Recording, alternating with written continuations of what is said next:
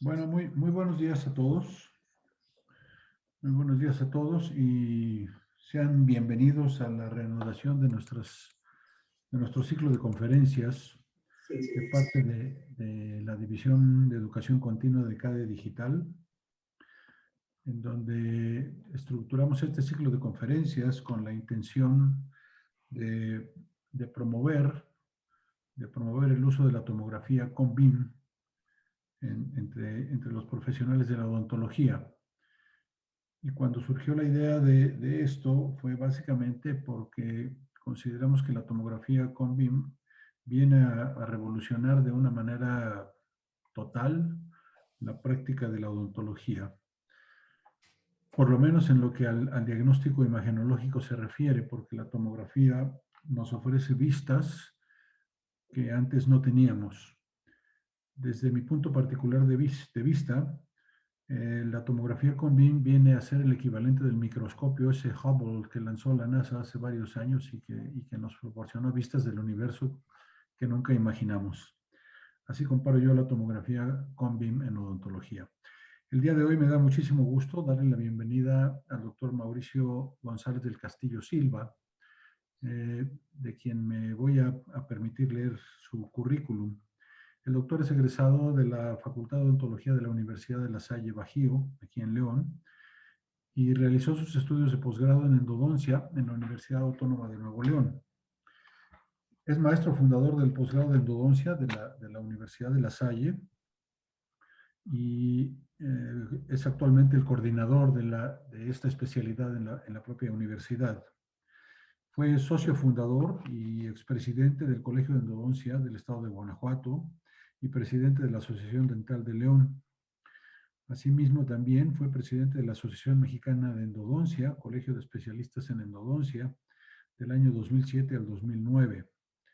Es socio activo de la Asociación Dental Mexicana desde 1987 a la fecha y es profesor de la misma asociación, de la cual es también socio activo. Es socio activo también de la Asociación Mexicana de Endodoncia desde 1985 y actualmente es protesorero de esta misma asociación. Conferencista nacional e internacional y profesor invitado de diferentes universidades dentro del país e internacionales. Ha asesorado más de 78 trabajos de titulación en el posgrado de endodoncia, con publicaciones en diferentes revistas, particularmente de la especialidad de endodoncia. Tiene experiencia de 35 años en la práctica privada exclusiva en endodoncia y ha recibido una buena cantidad de reconocimientos académicos, como las medallas San Juan Bautista de la Salle y Miguel Febres Cordero, que son los galardones más importantes que provee la universidad, así como la medalla de profesionista distinguido por parte del gobierno del estado de Guanajuato. El doctor nos va a hablar de un tema que, comentando con él, yo soy cirujano y yo estoy familiarizado, los cirujanos estamos familiarizados con la tomografía desde hace muchísimos años. Sin embargo, comentaba yo con el doctor Mauricio que la tomografía con BIM ha tenido su gran auge, principalmente a través de la especialidad de endodoncia, porque como dije yo hace un momento, nos ha mostrado y les ha mostrado a los endodoncistas cosas que antes nada más se suponía que existían.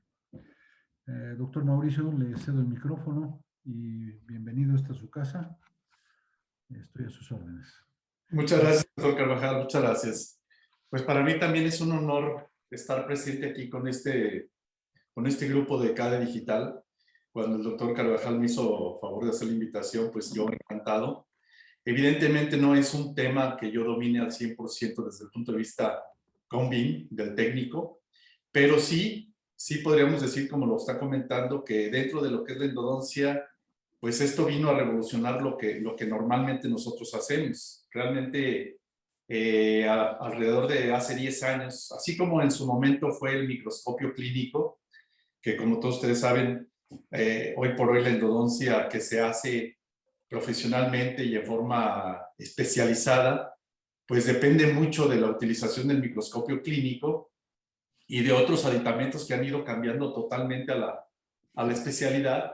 Pues las tomas de Combin también vinieron a ayudarnos muchísimo en muchísimos casos, ¿Qué es la intención de esta mañana? O sea, yo no les voy a platicar acerca de cómo funciona el CBCT, de cuánta radiación tiene, etcétera, sino de los beneficios que hemos encontrado como especialistas en endodoncia y evidentemente compartirles a ustedes todas estas posibilidades porque vemos que a veces cuando sabemos del CONVIV, bueno, decimos, no, pues lo voy a utilizar solamente en casos muy especiales, solamente en casos en donde realmente lo necesite y nos damos cuenta que en muchas de las ocasiones no solamente debe de ser eso. O sea, como todos sabemos, la radiología siempre ha sido la base de nuestra práctica.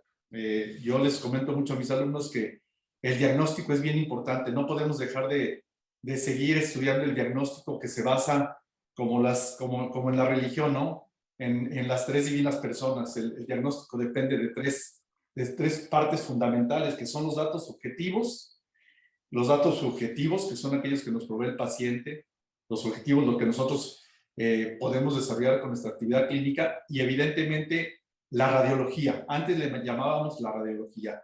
Hoy por hoy, pues debemos de llamarle imagenología, porque no solamente dependemos del uso de una radiología, sino de diferentes imágenes que nos van a poder ayudar, pues precisamente a eso, ¿no? A poder establecer con claridad qué es lo que está pasando. A grandes rasgos, la tomografía, todos ustedes ya lo saben, han participado en este tipo de pláticas desde el principio. Sabemos que la tomografía computarizada, conocida como CONVIV, o también conocida como tomografía de volumen digital, pues ha revolucionado la imagen dental. Entonces, ¿cómo funciona? Pues básicamente son proyecciones que nos mandan en tres tipos de planos, en el axial, el sagital y el coronal. Entonces, esta situación nos obliga a nosotros como clínicos a tener todo el argumento, todo el armamentario necesario para poder solucionar, para poder resolver las situaciones de nuestros pacientes lo mejor posible. Déjenme, desde el punto de vista endodóntico, sabemos que hay mucho tipo de tomas de CONVIV, desde las amplias que manejan todo el cráneo, otras que manejan específicamente el maxilar o la mandíbula. En específico en endodoncia, nosotros nos gusta manejar mucho el 5x5, que es la imagen pequeña. Es como cuando nos llega un paciente que nos lo remiten para hacer un tratamiento de endodoncia con una toma de una radiografía panorámica. La radiografía panorámica nos da un aspecto general de todos los dientes, ¿sí? Sin embargo, cuando ya queremos ser más específicos de un diente particular, pues ver el tipo de lesión que presenta, si presenta o no presenta lesión, si presenta caries o no caries, destrucciones, zonas radiolúcidas, radiopacas, etcétera, pues tomamos una radiografía periapical, en donde ya nos limitamos o nos concentramos en una parte más específica de lo que estamos buscando. Por lo tanto, nosotros como endodoncistas, la toma que más utilizamos es la 5x5. Como ustedes pueden ver, ahí se ven los diferentes tamaños, pero lo que más hacemos es precisamente esa toma que nos da una idea un poquito más clara de lo que queremos observar. ¿Y en dónde lo podemos utilizar? Bueno, pues son muchísimos los puntos donde lo podemos hacer desde el inicio, evidentemente desde el diagnóstico previo, porque podemos establecer con un diagnóstico previo en un molar, vamos a suponer un molar superior, si ese molar superior tiene 3 o 4 conductos, que es lo que últimamente está pasando. Comentaba yo con el doctor Carvajal que la endodoncia se volvió muy clínica, observable desde el punto de vista del microscopio. Y la primera situación que nos pasó con el microscopio es que nos dimos cuenta que la mayoría de los fracasos de molares, de tratamientos endodónticos en molares superiores, era a causa de la raíz mesiobucal. Y por supuesto que desde 1957 los estudios del doctor Seltzer, del doctor Cutler en México y el doctor Franklin, nos decían que esa molar tenía en la raíz mesial con mucha frecuencia, en un 82%, un conducto secundario. Es conocido como el MB2. Bueno, pues ese MB2 hoy por hoy se dice que está presente en el 95% de los primeros molares superiores. Entonces, como endodoncistas nos dimos cuenta que con el microscopio lo teníamos que buscar. Pero a pesar del microscopio en ocasiones no lo localizamos. A pesar del ultrasonido en ocasiones no lo podemos ver. Sin embargo, la tomografía computarizada, el CONVIN, nos ha podido dar la certeza real de si está presente ese cuarto conducto y dónde termina ese cuarto conducto, porque podríamos decir, bueno, si el 95% de las ocasiones se encuentra ese conducto NB2, ¿por qué no es tanto el fracaso de las endodoncias en primeros molares superiores? Bueno, no porque no se hubiera limpiado, sino porque ese cuarto conducto confluye directamente a un solo foramen apical y pues si limpiábamos el conducto principal, pues teníamos de alguna manera resuelto la obturación del foramen apical de esa raíz y el conducto que no era trabajado, a final de cuentas, se dejaba ahí sin tocar, sin instrumentar, pero sin riesgos de contaminación, hasta cierto punto, hasta que no llegara alguna complicación en donde pudiéramos tener situaciones de fracaso. Pero bueno, eso es en cuanto al diagnóstico. Evidentemente son muchas cosas como los dientes calcificados. ¿Cuántas veces no vemos un diente calcificado en donde en una radiografía pues no se ve el conducto, pero para que un diente esté calcificado debió de haber habido pulpa previa? Entonces, un diente calcificado nunca, y eso sí está demostrado científicamente, nunca se calcifica al 100%, al 100%. Siempre quedan partículas de tejido necrótico, sin irrigación, atrapadas dentro del conducto original, porque como ustedes saben, la pulpa lo que va haciendo es formando tejido duro, formando calcificaciones internas, pero llega un momento en que ese tejido, esa pulpa que está provocando la calcificación del conducto, pues ya no tiene irrigación y por lo tanto muere. O sea, se seca, ya no tiene hidratación y esos restos de tejido son los que en un momento dado pueden ser aprovechados por las bacterias que entran a través del torrente sanguíneo o a través de la corona y pueden provocar una infección y dar una lesión periapical en un diente aparentemente calcificado. Entonces, lo que nos dice el CONVIN es que los dientes nunca se calcifican al 100%.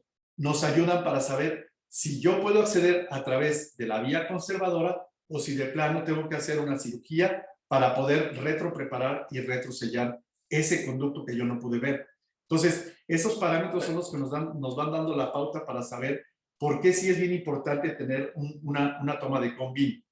Y evidentemente también ustedes lo saben, en los últimos años la endodoncia, dentro de la endodoncia, el campo de la endodoncia, se ha desarrollado muchísimo la microcirugía apical, que antes desde la apicectomía existe desde muchísimos años, pero lo que ha revolucionado es que ahora no solamente hacemos la apicectomía o el corte apical, sino que hacemos una retropreparación y retroobturación de los conductos que no pudimos preparar conservadoramente por cualquiera de las circunstancias, que nos va a garantizar que sellemos ese diente por la vía apical y que entonces tengamos algunos resultados positivos. Pero entrando en materia, podríamos decir que el CONVIN ha cambiado el plan de tratamiento definitivamente. Este estudio muy interesante del 2014 nos concluyó a grandes rasgos que los cambios en el plan de tratamiento con el CBCT fue del 53%. O sea, cuando nosotros íbamos a tomar una decisión para hacer un tratamiento endodóntico, la determinación que tomábamos como diagnóstico y plan de tratamiento se cambió en un 53% de las ocasiones, o sea, más de la mitad de las veces, cuando teníamos a la mano un CONVIN de ese diente en particular. ¿Por qué razón? Por las que vamos a ver ahorita más adelante, pero es importante que tengamos en cuenta esto. Ese cambio de diagnóstico tan drástico, con o sin CONVIN, pues nos da la pauta para saber que lo tenemos que tener más a la mano, que lo tenemos que tener casi como si fuera una rutina, como en su momento fue la radiografía.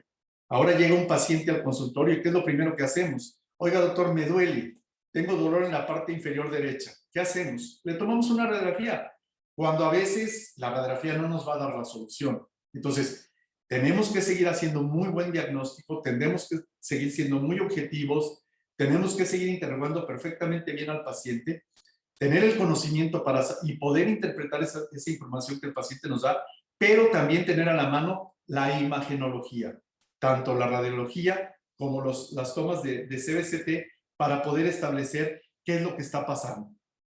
Aquí tenemos el primer caso, les voy a dar varios casos clínicos para ejemplificar toda esta ayuda que nos ha dado el CONVIN.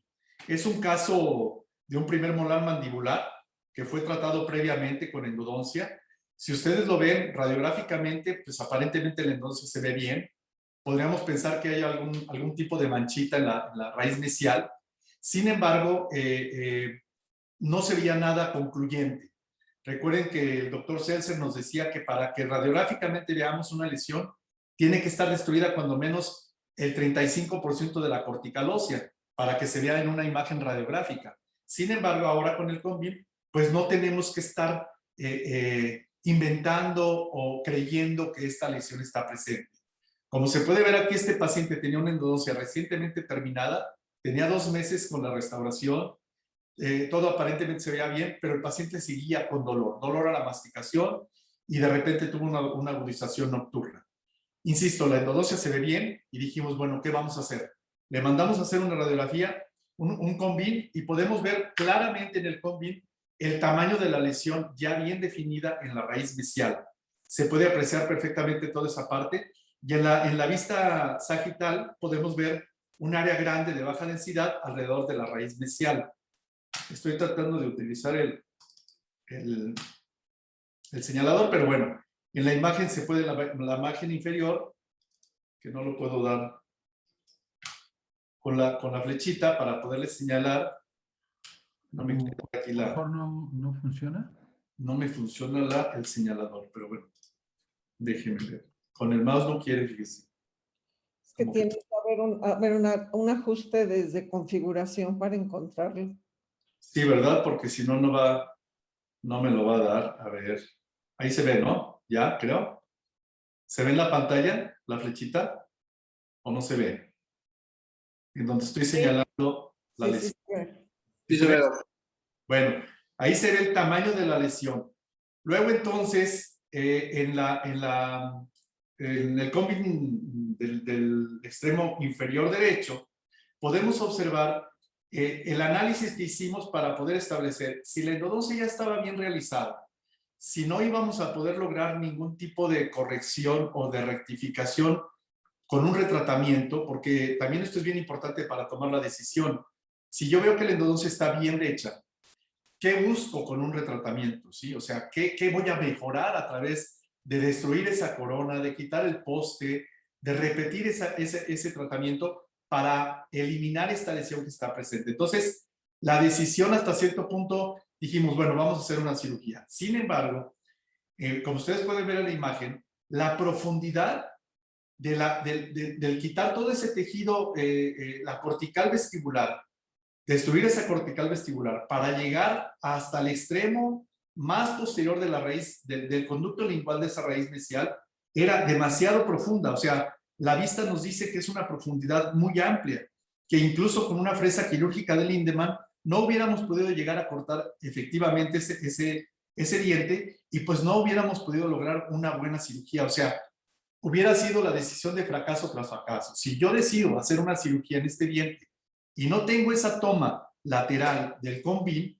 pues entonces hubiera entrado a una cirugía en donde me hubiera perdido o no hubiera cortado adecuadamente toda la raíz mesial y no hubiera hecho lo que se busca en una microcirugía endodóntica, el cortar el ápice para eliminar cualquier conducto secundario, pero sobre todo el hacer una retropreparación y retrosellado adecuado en esa porción apical. ¿Por qué? Pues por la profundidad. Hubiera tenido que hacer un acceso lingual que está totalmente contraindicado. No hubiera yo podido entrar por lingual. Entonces, en este caso, se eligió definitivamente hacer el retratamiento. ¿Por qué?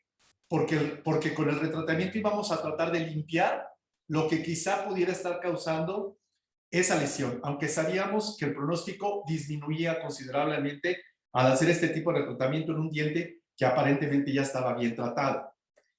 Este es otro caso también interesante en cuanto a que es una opción de tratamiento tenemos que decidir si es quirúrgico o no quirúrgico.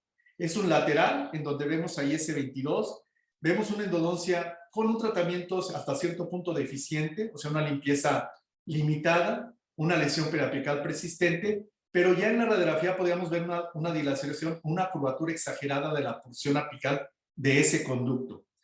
Ya con la toma del CONVIM podemos ver en la toma axial cómo se aprecia esa curvatura marcada del ápice, o sea, prácticamente está inclinado, está hincado ese ápice.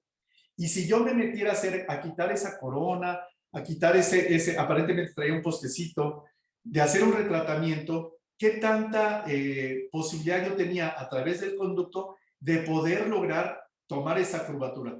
Una vez que ya nos fuimos desviados de esa curvatura, que ya no pudimos lograr seguir adecuadamente el camino original del conducto porque se hizo una pequeña grieta, un escalón en esta porción apical, aunque yo haga mi retratamiento y limpie lo mejor posible el resto del conducto, las bacterias que se encuentran en esta porción apical son las que me están llevando al fracaso. Por lo tanto, aquí sí, la lesión ya tan grande, decidimos hacer un tratamiento quirúrgico, porque el conservador no nos hubiera dado un buen pronóstico. Se hizo la cirugía y ya después de 18 meses vimos que una vez que le cambiaron sus coronas, le hicieron sus restauraciones, la obturación a retro con biocerámico en estas dos dientes nos estaba dando muy buenos resultados desde el punto de vista clínico. Entonces, tanto radiográfico como clínico, una buena decisión. En el caso 3 podemos ver también un molar mandibular previamente tratado, en donde radiográficamente vemos ahí aparentemente nos lo mandan porque el paciente está asintomático, totalmente asintomático. Sin embargo, el dentista que le van a hacer movimientos ortodónticos a este paciente, el ortodoncista nos lo manda porque nos dice, oye, la endodoncia que trae este paciente tiene una lesión periapical.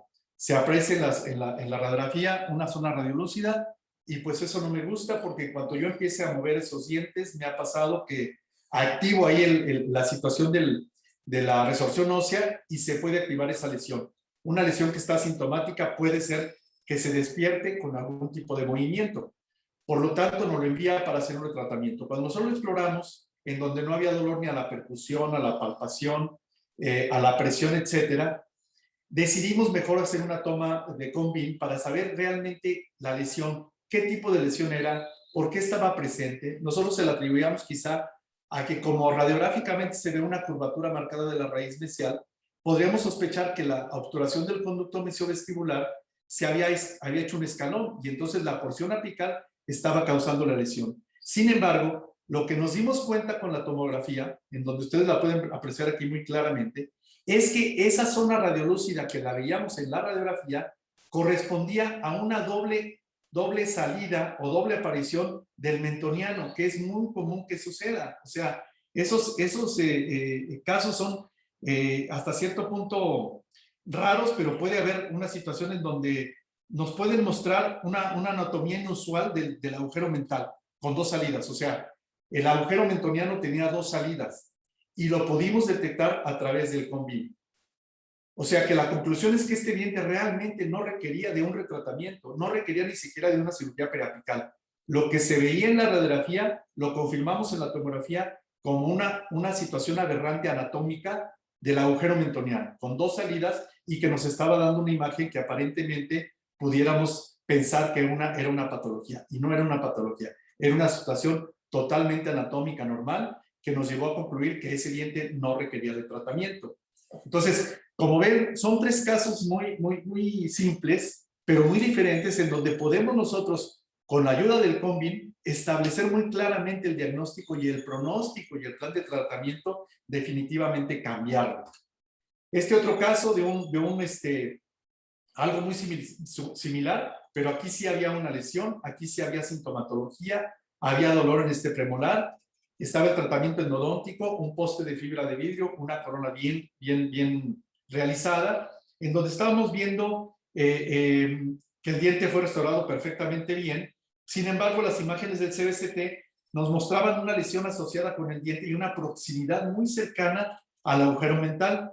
Debido a la ubicación del agujero mental, aquí se eligió el tratamiento no quirúrgico. ¿Por qué? Porque quizá la primera opción hubiéramos dicho, oye, la corona está muy bien puesta, el poste está muy bien puesto, mejora de la cirugía. Sin embargo, ustedes pueden ver aquí en la tomografía cómo está la lesión y dónde está o sea, la proximidad que tenemos nosotros con el agujero mentoniano nos podría haber provocado como endodoncistas un fracaso definitivamente, porque nosotros no manejamos el movimiento del nervio dentario. Quizá un cirujano, aquí sí referir al cirujano para poder hacer la retracción del paquete del nervio dentario, del nervio mentoniano, y después poder hacer una cirugía apical. Sin embargo, era muy complicado quirúrgicamente poder acceder a este tipo de problema. Y en ese momento decidimos mejor hacer el retratamiento. Preferimos hacerlo con mucho cuidado, trepanar la corona, limpiar, quitar ese postecito de fibra de vidrio, deshacerlo con ultrasonido para poder limpiar el conducto, porque quirúrgicamente nos iba a causar muchísimos problemas. O sea, son los cambios de situación diagnóstica y de plan de tratamiento que hacemos cuando tenemos una tomografía. Otro caso interesante es este molar, en donde vemos básicamente un primer molar superior tratado endodónticamente, donde podemos ver el paciente estaba asintomático. Sin embargo, la historia clínica del paciente nos llevó a decidir hacer un tratamiento operatorio, porque el paciente tenía una sinusitis recurrente, dolor crónico, no agudo, pero sí un malestar que se presentaba en este caso en particular. Entonces, aquí lo que podemos ver es que la vista sagital nos muestra un área grande de baja ansiedad que incluye, perdón, que está manejando la zona del seno. Si ustedes ven ahí la sobreobturación, vemos la sobreobturación dentro del seno maxilar o rodeando a ese seno maxilar.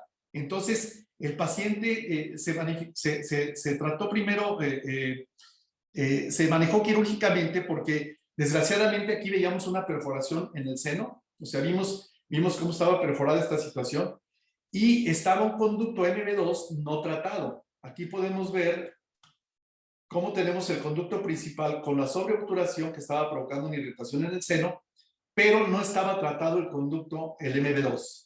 Entonces, fueron dos tipos de tratamiento lo que hicimos aquí. Evidentemente, cuando hacemos un retratamiento, nosotros no podemos eliminar por vía conducto radicular todo ese material de obturación que se extruyó a la hora de obturar el conducto MB1. Pero sí, lo que vamos a ver es buscar primero si existe otro conducto MB2. Se encontró el conducto MB2, se trató, pero se tuvo que entrar quirúrgicamente para eliminar esa situación del material extruido dentro del seno maxilar. Son situaciones complicadas, sin embargo, eso es lo que estaba provocando una irritación crónica en el paciente que nos podría llevar al fracaso de este tipo de situaciones. Entonces, fue un tratamiento combinado, no solamente el tratamiento del conducto MB2 que se presentaba aquí, sino que también se tuvo que cortar el ápice y limpiar adecuadamente para eliminar ese material que estaba causando una irritación. No, recuerden que la obturación de los conductos, la sobreobturación con cementos selladores no necesariamente nos causa una patología o no necesariamente nos indica una cirugía. Todo depende de dónde se localice ese material de obturación y si ese material de obturación está causando algún tipo de daño. Donde más problemas causa, efectivamente, como se los digo, es cuando ese material se va al seno maxilar y provoca una irritación crónica, sinusitis, dolor en el paciente, o cuando altera el nervio mentoneo o nervio dentario en los dientes mandibulares, que puede llegar a causar parestesia. Son los casos en donde el material de obturación se tendría que tratar de eliminar porque está causando una irritación, pero no necesariamente en todos los casos nos podría llevar a el retratamiento. En otro caso, este caso es el caso de la mandíbula. También vemos una radiografía periapical en donde vemos una lesión muy amplia con una pérdida importante de tejido alrededor de los dos ápices. En la vista sagital vemos, nos muestra un área grande de baja densidad que está incluyendo incluso el nervio mandibular. Aquí sí, fíjense cómo se invade, la lesión ya invade el nervio mandibular, y vemos alrededor de la raíz mesial el tamaño de la lesión. Toda esta situación nos está diciendo que este caso era bastante complicado desde el punto de vista de la lesión y de la complicación del nervio dentario. Entonces, lo que nos ayuda el CONVIN aquí a ver es el tamaño de la lesión, y podemos entonces establecer en dónde está, hacer una disección previa a la cirugía, una localización de dónde está el nervio dentario, para tratar de evitar contar o tocarlo o cortarlo una vez que accedemos a este tipo de ápices. O sea, el acceso que tenemos que hacer en este tipo de tratamiento quirúrgico es más coronal que apical. Hacer medidas específicas de la raíz, cuánto midió la raíz, y empezar a cortar desde el tercio medio hacia el ápice y no al revés como normalmente lo haríamos, para poder hacer una buena resección de esta lesión y hacer una buena reestructuración periapical. tener muy en cuenta estas circunstancias nos lleva a poder tener un mejor pronóstico en los casos quirúrgicos de este tipo, donde podemos ver muy claramente dónde estaba el nervio dentario.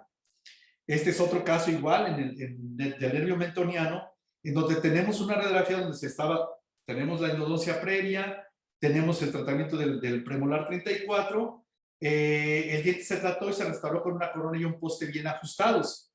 Las imágenes del CBCT nos muestran la proximidad de este diente con el nervio mentoniano, al extremo de la raíz. Por lo tanto, en este caso en particular, el tratamiento que elegimos, precisamente por la complicidad, la complicación que podría estribar en primero, ya no podemos hacer un retratamiento. ¿Por qué? Porque el tratamiento endodóntico está perfectamente bien hecho. Tenemos un poste bien colocado, tenemos una corona perfectamente bien ajustada. Si nosotros nos metemos a hacer una cirugía en este caso, podemos con un 80% de probabilidades de provocar una parestesia, que es lo que menos queremos en el paciente. Entonces, este caso en particular, que tenía fístula, que tenía dolor, decidimos hacer un reimplante intencional, que eso sería otra historia, pero en vez de elegir eliminar el diente y poner un implante para colocarlo también en una zona muy complicada por el nervio mentoniano, decidimos hacer un reimplante intencional, que también es una nueva metodología que estamos utilizando para algunos casos que prácticamente están condenados a la extracción, en donde hemos tenido muy buenos resultados si el seguimiento se da adecuadamente.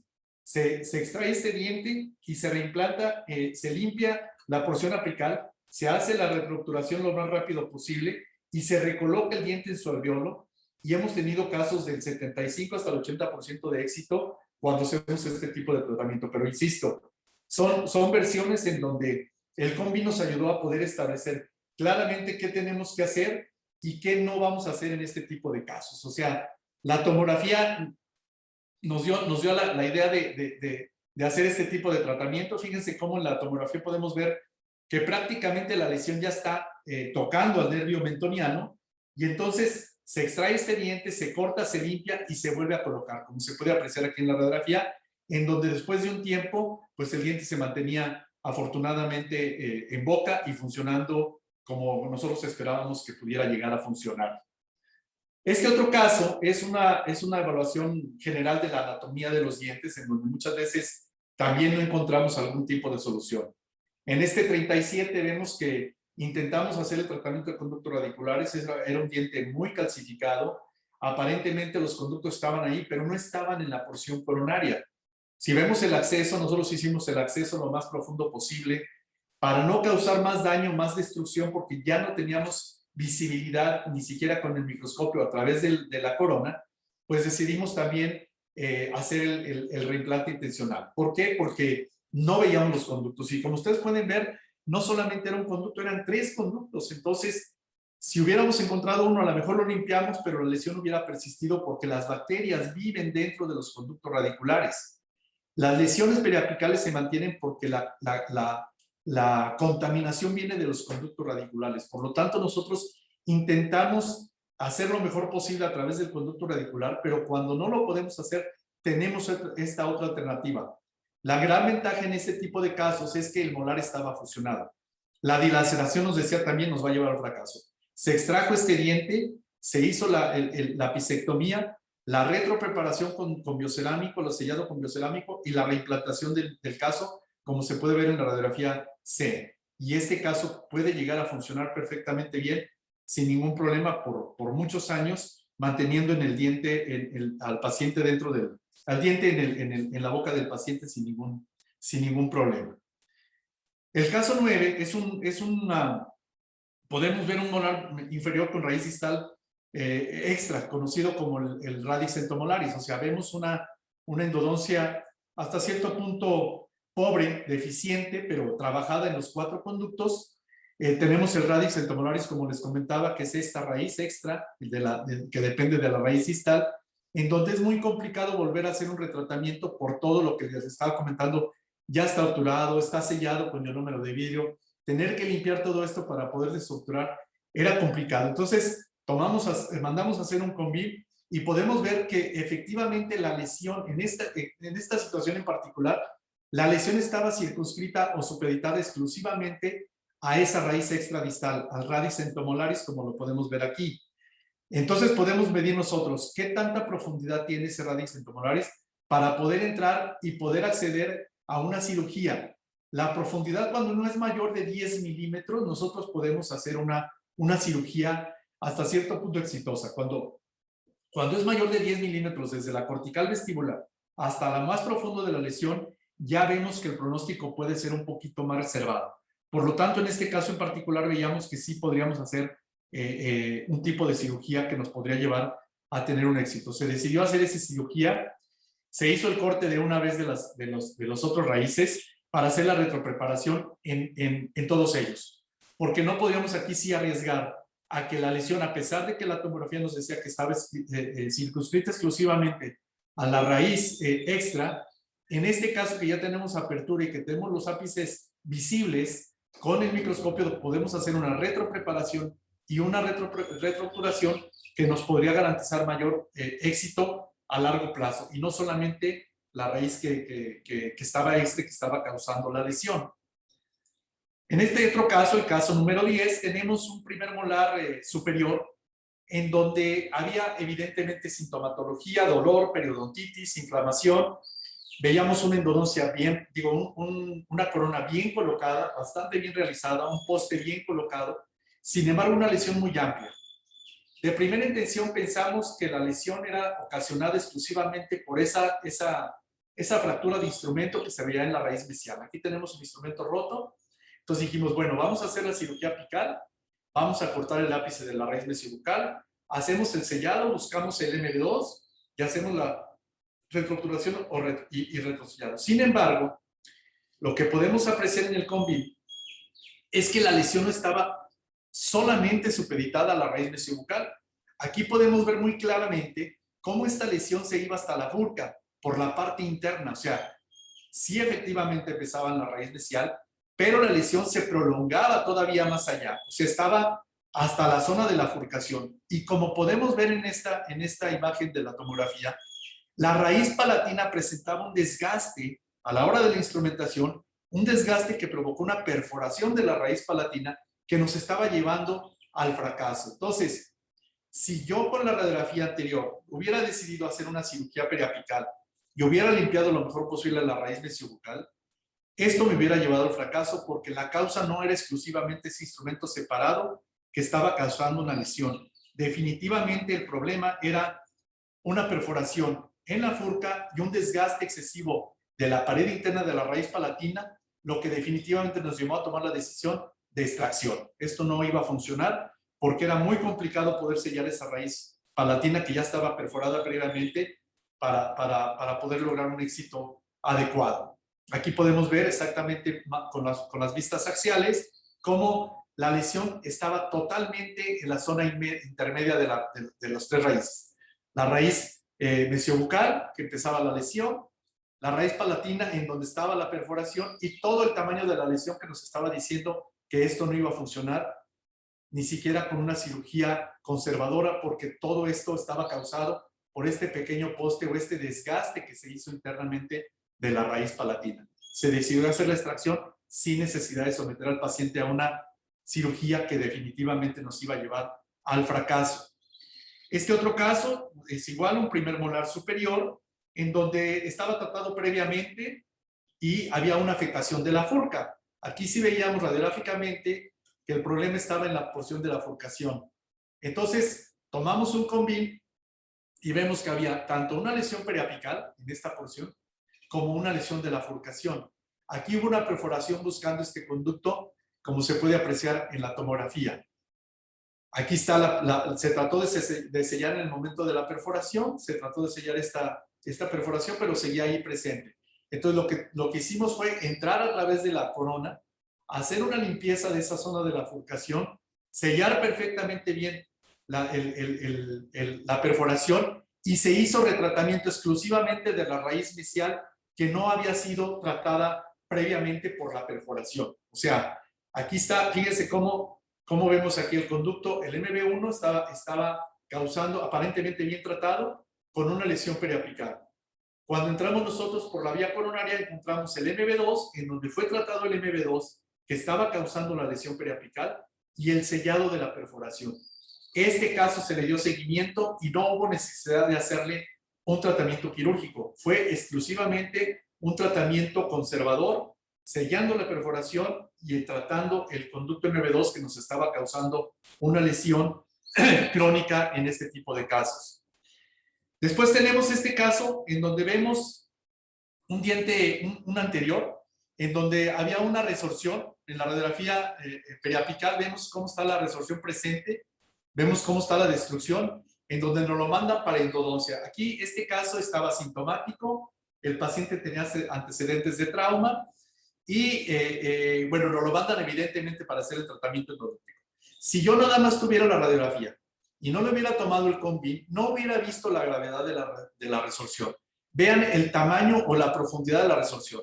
La resorción era externa, llegaba a la parte interna y destruía toda la parte del conducto.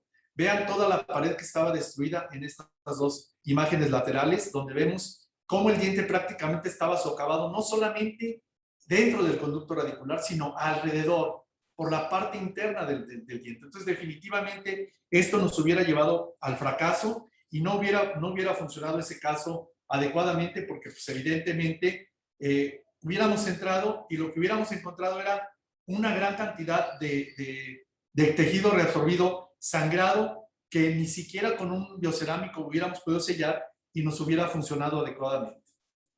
Este otro caso es un incisivo central en donde también vemos un tipo de resorción. Vemos el incisivo que fue tratado con un poste, estaba presentando fístula, presentaba una lesión crónica, estaba sintomático, pero presentaba algún tipo de daño, en donde veíamos una pequeña mancha que nos llamaba ya la atención. ¿Por qué la endodoncia no se hizo adecuadamente? Bueno, cuando mandamos a hacer la tomografía podemos ver claramente qué era lo que estaba pasando. Se intentó hacer la endodoncia, pero había una resorción externa en toda esta parte vestibular. Vean toda esta resorción. Entonces, se le puso un poste y el conducto prácticamente estaba perdido. Aquí podemos ver lateralmente el corte, la vista axial, en donde vemos cómo estaba la resorción más hacia la porción apical. Aquí podemos ver también cómo se puede apreciar esta circunstancia. Las imágenes intraorales, en este caso, nos pueden mostrar el defecto de resorción y la reparación con material biocerámico. En este caso, lo que hicimos fue reparar esa raíz, restituir este colgajo para colocarlo adecuadamente y que pudiera llegar a funcionar. Miren, aquí está ya con el tratamiento, sellado con el material biocerámico, colocado en su porción de la resorción exclusivamente, y al cabo del tiempo vemos cómo esta cortical se fue creciendo y fue dando una reparación adecuada. O sea, el diente no se perdió porque la resorción, en este caso sí, estaba muy apical. El éxito de las resorciones o del sellado de las resorciones en los dientes depende mucho de dónde se localiza esta resorción. Como lo vieron en el caso anterior, la resorción que localizamos antes de hacer el tratamiento estaba muy cervical, por lo tanto no hubiera funcionado. En este caso teníamos muchas posibilidades de que funcionara porque la resorción estaba muy apical, o sea, tenemos suficiente hueso cortical que va a proteger a nuestro material de reparación y es un material de reparación que nos va a promover la cicatrización del tejido óseo. Por lo tanto, dependemos mucho de este tipo de tomografías para poder tomar una decisión y saber cuál es nuestro pronóstico para este tipo de casos tan complicados que en ocasiones los manejamos mal porque solamente tenemos la radiografía. Entonces, esa sería más o menos a grandes rasgos cuáles son las situaciones. Este es un último caso en donde vemos un molar que nos lo mandan por un dolor a la masticación, dolor a la presión, el paciente no podía morder. En la radiografía podemos ver que pues, aparentemente es una amalgama mal colocada, antigua, con caries, que está provocando ya una pulpitis. Sin embargo, lo que nos llamaba la atención en este caso en particular es que había una zona reducida en la furcación y la pulpa se comportaba vital. Lo que nosotros esperamos ver cuando hay una lesión periapical es que la pulpa esté necrótica. Sin embargo, esta pulpa tenía respuesta a la vitalidad positiva. Por lo tanto, sabíamos que esa lesión, esa rarefacción, no provenía de la pulpa. Una pulpa que responde al síntoma de temperatura es una pulpa que tiene células vivas que puede destruir a las bacterias, que no está contaminada y que no provoca una lesión. Entonces decidimos hacer una tomografía y nos dimos cuenta en la tomografía que había una fractura de la raíz palatina. Miren cómo está fracturado este caso. Aquí en esta parte de aquí, o sea, el paciente el antecedente es que el paciente tuvo dolor, fuerte dolor, comiéndose unos taquitos, mordió y sintió una fuerte presión. Aparentemente era una pequeña piedrita en uno de los tacos que él mordió. Y después lo dejó de doler, pero le siguió molestando. Después apareció una lesión, etc.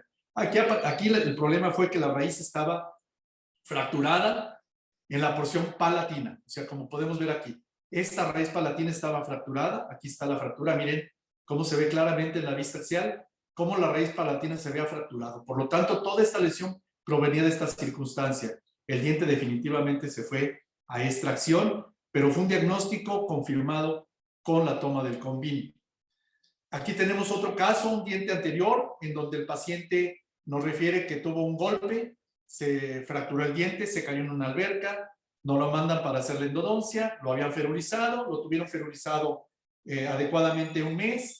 Sin embargo, nos dicen el paciente sigue con mucho dolor. ¿Qué podemos hacer? Si el diente está fracturado, le podemos hacer la endodoncia para conservarlo. Vean cómo es drásticamente contrastante lo que vemos en la radiografía con lo que vemos en el Convin. La fractura era primero aquí, pero esta fractura se iba y se imbuía en la raíz y aparecía en la porción apicada. O sea, teníamos dos fracturas aparentemente en esta radiografía, pero aquí podemos ver que es una sola fractura que se llevaba o que involucraba a todo el diente.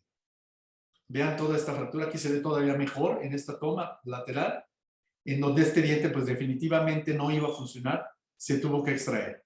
Pero aquí se tomó la decisión desde el primer momento porque en una radiografía solamente hubiéramos visto, bueno, un ángulo aquí, una fractura doble.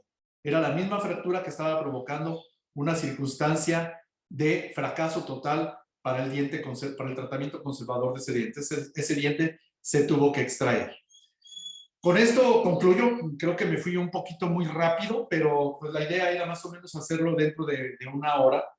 Sin embargo, la conclusión es lo que yo les digo. Hoy por hoy, así como en este momento podemos decir que el microscopio es una gran ayuda desde el punto de vista endodóntico, porque no quiere decir que el que no tenga microscopio no hace endodoncia bien, sino que el microscopio nos ayuda a hacer las cosas mucho mejor. Nos ayuda a resolver cosas que antes no veíamos, conductos que no veíamos, como decía un amigo, conducto que no se ve, conducto que no se obtura, pero igual pues, el fracaso puede venir en cualquier momento. Ahora, con el microscopio podemos ver lo que existe, lo que está ahí dentro. Y evidentemente con el Convin podemos tomar decisiones alternativas mejores de lo que podíamos prever anteriormente. Como ustedes lo vieron al principio, la ciencia, las investigaciones son concluyentes.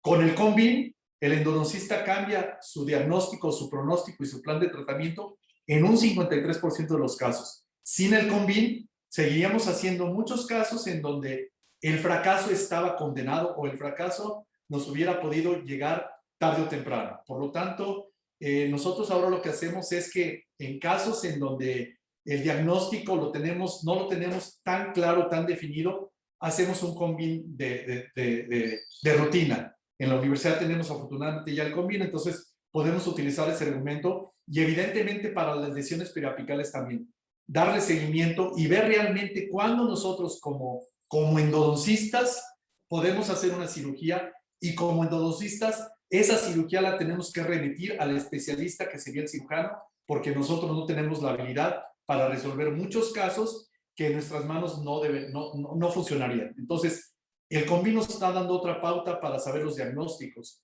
¿Cuántos molares hemos extraído pensando o suponiendo que había una fractura cuando no era una fractura? Eso es lo que más nos ha sucedido en la actualidad.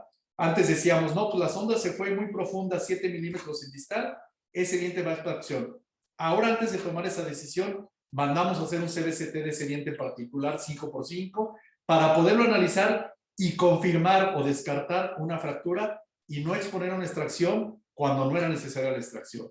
Y muchas otras cosas como ahorita ustedes lo pudieron percibir. Creo que con esto más o menos dejamos en claro cuál es la ayuda que están teniendo el Convin en la endodoncia y la importancia que tiene dentro de nuestra especialidad para que cada vez utilicemos de mayor énfasis esta alternativa de diagnóstico. Yo podría decir que el diagnóstico antes era utilizado con 3 argumentos: los datos subjetivos y la radiografía. Ahora podría decir que son datos subjetivos, objetivos, radiografía e imagenología con un CBCT. Muchísimas gracias por su atención. Le agradezco mucho al doctor Castellanos, doctor José Luis, doctora Laura. Encantado de estar con ustedes. Espero que les haya gustado y pues si tienen alguna duda, alguna pregunta, con todo gusto en este momento les damos la palabra. Muchas gracias, Mauricio, por tu presentación. Me pareció realmente extraordinaria por la manera práctica en que fue abordada y que era el interés primordial, el objetivo primordial de la presentación. De hecho, me tomé la libertad de hacer un breve resumen de lo que diría yo, y me corriges si me falta algo. ¿Se cortó? De las... Ya no lo oímos, doctor. A ver. ¿Ahora sí me escuchan?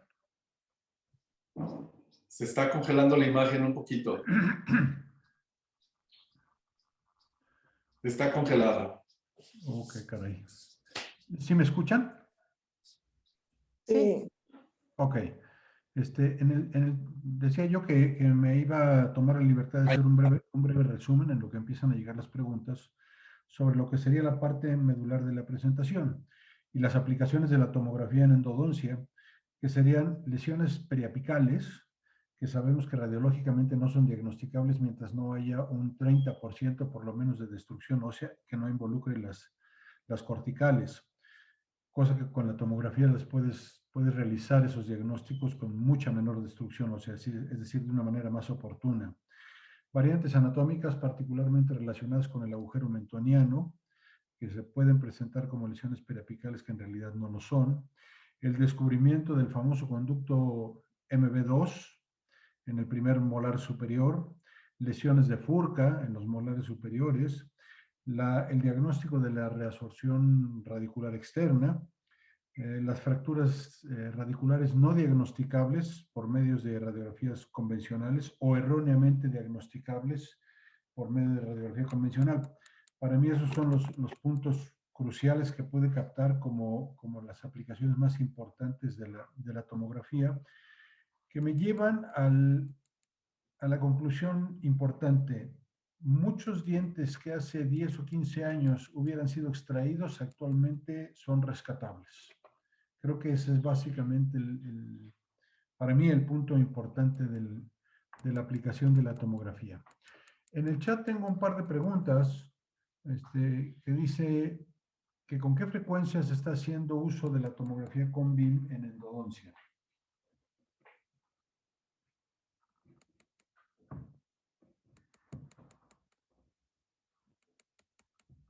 ¿Tienes tu micrófono cerrado, Mauricio?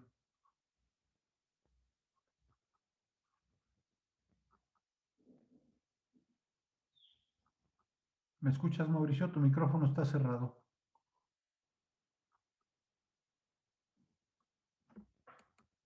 Ya, sí lo escuchaba, pero se me bloqueó. Perdón, no le escuché la pregunta, doctor. La pregunta es que nos hacen, bueno, desde luego te mandan felicitar por la calidad de la presentación. Y la pregunta es que con qué frecuencia se está haciendo uso de la tomografía con BIM. Supongo que esto es aplicado a endodoncia. ¿Con qué frecuencia? Sí.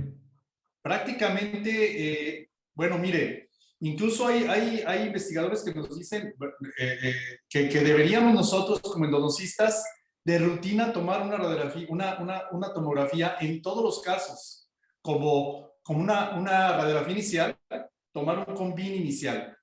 Entonces, no sé si me escuchen porque yo lo veo congelado, la imagen. Sí, sí, escuchamos. ¿Sí se escucha? Sí. Le decía, entonces, casi, quizá vamos a llegar en un momento en donde prácticamente la tomografía inicial será un requisito indispensable para hacer endodoncia. Una radiografía inicial y una radiografía final. Una tomografía, perdón, como antes era la radiografía. Porque porque eso nos da una pauta. En Estados Unidos ya lo están haciendo. Prácticamente en Estados Unidos es obligatorio tomar un CBCT para hacer un tratamiento endodóntico multiradicular. Se toma el CBCT de rutina originalmente y después una final.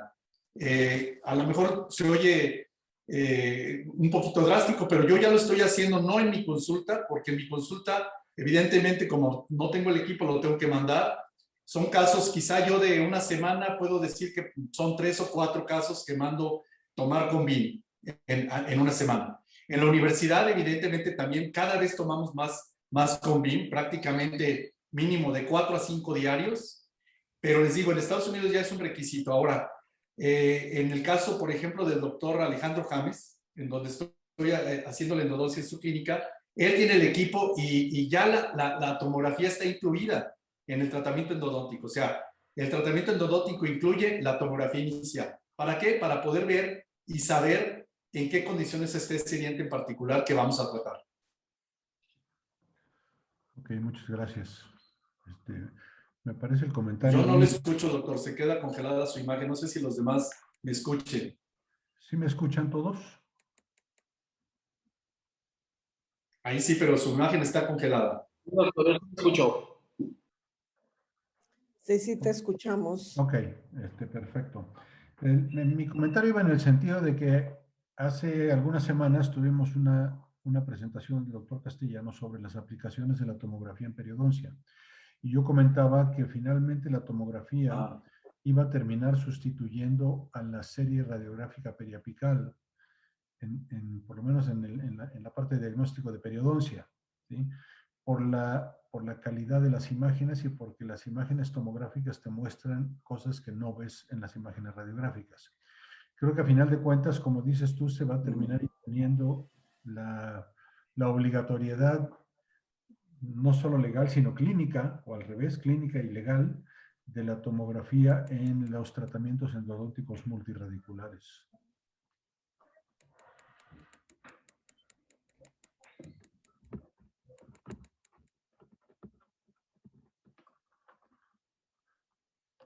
Ya no lo escuché. ¿No escuchaste el comentario?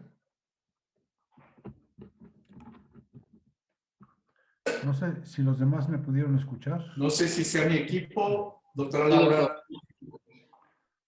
Ya no veo al doctor Carvajal. Okay, ¿No lo ves al doctor Carvajal? No, veo congelada su imagen. Ah, yo sí lo veo y los veo a los dos. Como que se cortó la Ok, ¿me escuchas, Mauricio? Yes. No te Ahora escucho. sí lo escucho, doctor. Ok. Yo también te veo, Luigi, no le hagas caso a Mauricio. No, No lo escuchaba. Yo los veo y los oigo a los dos. Mi comentario era que, a final de cuentas, la tomografía periapical de 5x5 va a terminar imponiéndose como el estándar del tratamiento, por lo menos en los dientes multirradiculares, como dijiste hace un momento. Es una cuestión que inicialmente va a ser de obligatoriedad clínica, pero muy probablemente va acompañada de la obligatoriedad legal, tanto pre como final. Sí. Porque, bueno, sí, definitivamente. Sabemos que las quejas están creciendo y obviamente la pregunta va a ser recurrente y nos puede mostrar la tomografía de 5x5 de su paciente, doctor. Entonces, y va a ocurrir lo mismo con ciertas circunstancias de dientes incluidos y demás. Esto va a ir creciendo. Definitivamente yo siento que así es. Así pasó en Estados Unidos, como le decía, que pues a final de cuentas digo Estados Unidos porque es los que nos ponen la pauta. En Estados Unidos desde hace 15 años, no 20 años ya, o sea, en 2000, todos los posgrados era obligatorio tener microscopio clínico para hacer tratamientos de endodoncia. Cosa que en México todavía no, ya es obligatorio de acuerdo al CIFRUS. De hecho, ya el Comité Interinstitucional de la Secretaría de Educación Pública, dentro de los parámetros que exige para un posgrado de endodoncia, es que tengan microscopio clínico los alumnos.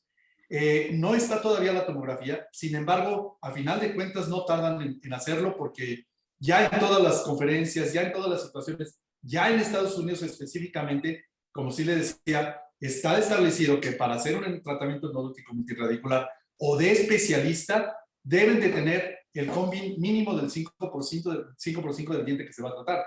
A final de cuentas, a eso vamos a terminar. Y no es algo malo, sino que es algo muy bueno, pero desgraciadamente todavía le tenemos cierta animadversión al hecho de que, híjole, mi paciente y se va a ir.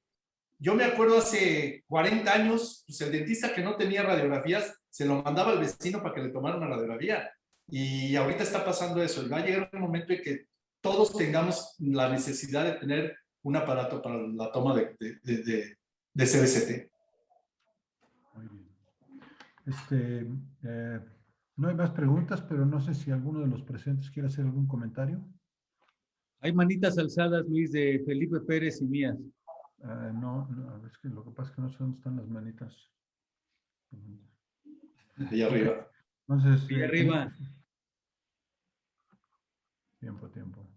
Bueno, ahí está Felipe Pérez Ok. antes que yo. Empezamos con Felipe. Felipe, ¿cómo estás? Buenos días.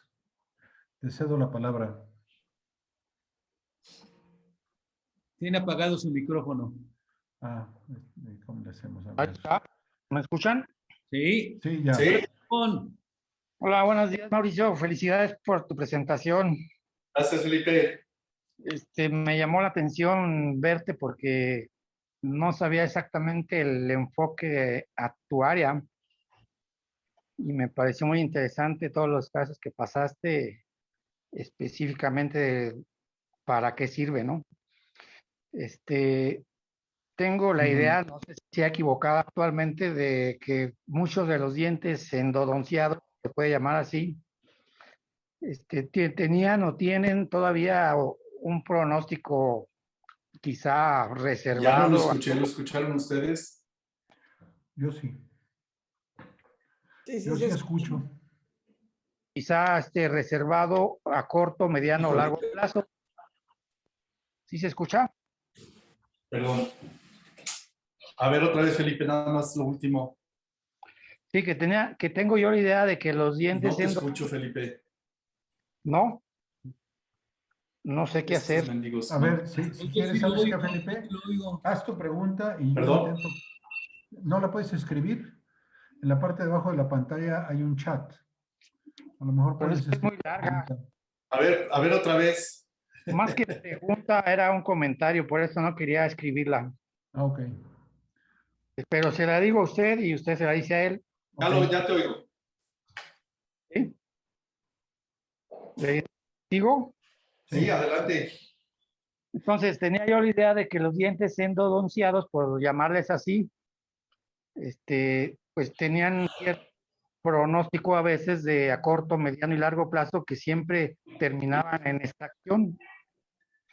Entonces, me queda claro que con estas nuevas tecnologías, pues le estamos dando un plus mayor al pronóstico, se puede decir al pronóstico de los dientes, ¿no? A un mayor promedio de vida con tratamientos No lo oí. En ese Alguien que sentido, me eche la mano porque no lo escucho. en ese sentido era mi comentario nada más de que yo tenía esa idea de que los dientes endodónticos al final de cuentas se pierden al corto, mediano o largo plazo. Con esto creo que le viene a dar un poquito mejor de pronóstico, ¿no? Eso es todo. ¿Tú sí me escuchas, Mauricio? ¿Me escuchas? Sí, doctor. Ok. No, el comentario de Felipe es en el sentido de que Ya no. No sé qué pasa. Es que se va y viene, va y viene, va y viene. Ok. Pero El concepto del que Felipe habla es que los dientes con tratamiento de endodoncia tenían un pronóstico de extracción, a final de cuentas, a mediano o a corto plazo, y a veces a largo plazo. La tecnología con BIM viene a cambiar todo eso porque permite acciones terapéuticas que prolongan el pronóstico de los dientes endodónticos de una manera muy importante, ¿no? Yo en lo personal coincido con él. ajá. Sí, claro, claro, definitivamente. Una felicitación de la doctora Cecilia Huerta para ti por una excelente plática. Gracias, gracias. Castellanos tenía un comentario pendiente. Sí, Mauricio, gracias por tu Dígame, presentación. doctor. Muy elegante, muy todo, ya sabes. Muchas gracias, doctor. El día que yo estuve hablando de situaciones periodontales, bueno, te tienes que ceñir, ¿verdad?, al tema, pero definitivamente este tipo de evaluaciones a través de instrumentos como el CONBIN aumentan con el pronóstico en todos nuestros tratamientos. Lo mejoran. Mejoran y dan más certeza al tratamiento ortodóntico. Mejoran y dan más certeza al tratamiento protésico. Y mejoran y dan más certeza al tratamiento periodontal. Porque muchos de los hallazgos accidentales que están ocurriendo ahora con el uso del CONBIN son extraordinarios. Es mucha la cantidad que están apareciendo estas cosas que antes con otros medios no veías, no mesurabas, no calculabas una pequeña lesión apical que tanto te podía afectar. Por ejemplo, en el caso mío, al hacer el tratamiento periodontal, después asegurarle al protesista que todo está bien y tener en unos cuantos años, ¿verdad?, una lesión que requiere un tratamiento mucho más amplio, mucho más complicado, o se pierde el diente. Siempre con ello, ¿verdad?, con la duplicación de gastos. Así que el hecho de poder evaluar cada vez de manera más completa, más intensa, más certera, nos lleva por un camino mejor que aumenta el pronóstico, que prevé complicaciones si las existieran y ahorra mucho dinero al paciente y también mucho descrédito a nosotros, porque a veces tenemos que poner la cara larga, ¿no es cierto?, y responder ante una situación que por falta de recursos diagnósticos no pudimos detectar. Te agradezco, amplíes el comentario, Mauricio. ¿Sí escuchaste, Mauricio? Bueno, al final casi no lo escuché, doctor, pero pues sí coincido con usted, o sea, definitivamente. Dígame. ¿Me escuchan? Sí. Sí, bien y claro, escuchamos. Sí, definitivamente, doctor. O sea, es como todo. Creo que somos reacios muchas veces a los cambios, a las modificaciones. Sin embargo, en la medida que vemos estas circunstancias, yo insisto, yo al principio era uno de las personas que me resistía al CONBIN. Decían, ahora todo CONBIN, ahora todo lo quieren hacer con CONBIN, etcétera. Sin embargo, en la medida en que me fui dando cuenta de las bondades que tenía, pues ya no hay, ahora sí que ya no hay vuelta para atrás. Es como todo lo que ha evolucionado, ¿no? Ya no podemos echarnos para atrás y decir, no, bueno, es que yo puedo prescindir de él. Sí, claro, a lo mejor puedo meterme en broncas y resolverlas mejor y hacerlas sin el CONBIN, pero es algo que nos facilita las cosas, o sea, que nos va a hacer todavía mejores. Entonces, pues, a final de cuentas, nosotros ya más grandes, que ya tenemos muchos años en esto, toda la tecnología, todas las cosas que nos faciliten el trabajo, que nos den una posibilidad de hacer las cosas mejor, pues evidentemente las tenemos que tomar en cuenta. Absolutamente tienes razón. Nada más me declaro inconforme con eso de que somos más grandes, somos más experimentados. Doctor, ¿Y cómo que no querés ser más grande? Claro que sí. Doctor David Aviña escribe algo que dice: gracias, doctor Mauricio. Definitivamente creo que todos los que nos dedicamos a la endodoncia deberían ver esta conferencia. Gracias también a Cade. Muchas gracias. Pues sí. No sé si hay algún otro comentario o alguna otra pregunta. Pues de nuevo, Mauricio, muchísimas gracias por tu colaboración. Te haremos llegar el documento que tenemos en este momento en pantalla. Muchas gracias. Y desde luego me tomo la libertad de decir que contamos contigo para futuras presentaciones. La verdad es que me encantó la sesión. Definitivamente. Muchísimo. Muchas gracias. Muchísimas gracias, doctor. Yo encantado de la vida. Gracias a todos los asistentes. Muchas gracias a todos.